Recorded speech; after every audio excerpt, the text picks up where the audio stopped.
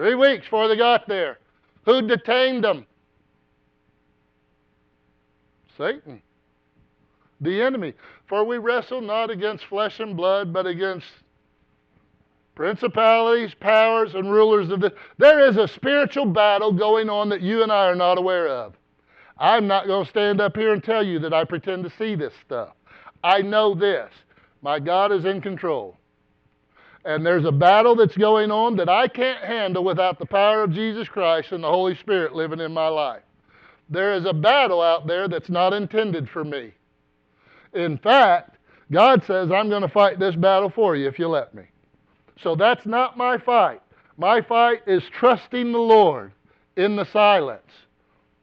Not complaining, not whining, not wondering, oh Lord, why aren't you coming yet? That's not what we're supposed to do in the silence. Israel thought that God was ignoring them, and I think Israel still believes that when they go to the Wailing Wall crying for a Messiah. But listen, think about this. Behind the scenes, while Israel, 400 silent years, did you notice there's new people in charge when we come into the New Testament? We left with some people in the Old Testament we weren't real crazy about, but we come over here in the New Testament, we got a new government going on now, don't we? Rome has entered the building. What's Rome built back in that day that is probably the equivalent of ours? Roads. Roads. The Roman government, one of the things that they did that helped them so much in military was that they built roads for easy access, and they were allowed to travel. And their roads in the Roman Empire were probably not far from that road out there, quality-wise. Probably better. It's probably still there. Ours will be gone next week. But the Roman roads, they set that up. Why is that important? Because it allows the gospel of Jesus Christ to get to all these other places. Think about this. The Roman Empire, it takes control of the known world, the majority of the known world at that time. It becomes massive. Where's Israel? Right there. Paul kept saying, I want to go over here and I want to do mission trips over here. God said, wait a minute, Paul, let me stick you in prison just for a moment, because we're going to chain you to some guards from Poland. We're going to chain you some guards from Russia. We're going to chain you some guards from Germany, and we're going to spread the gospel, and you don't have to go anywhere. Because God's ways are much higher than our ways.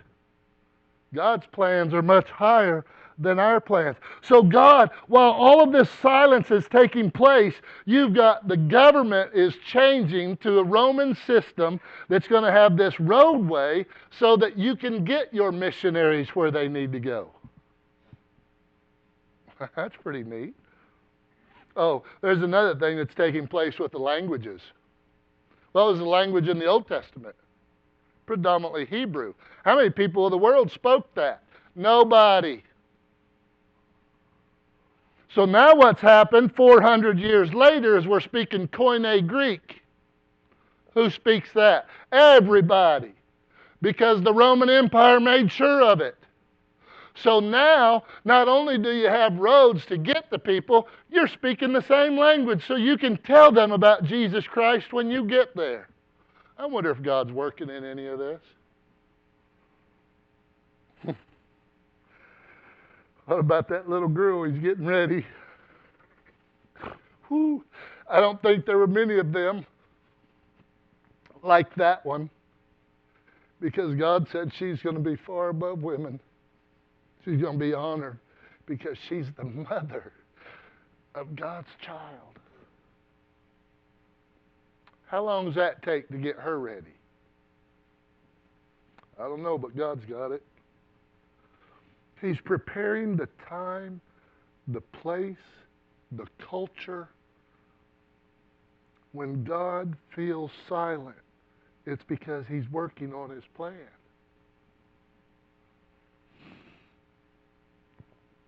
Silent, here's what silence does. It tests our hearts.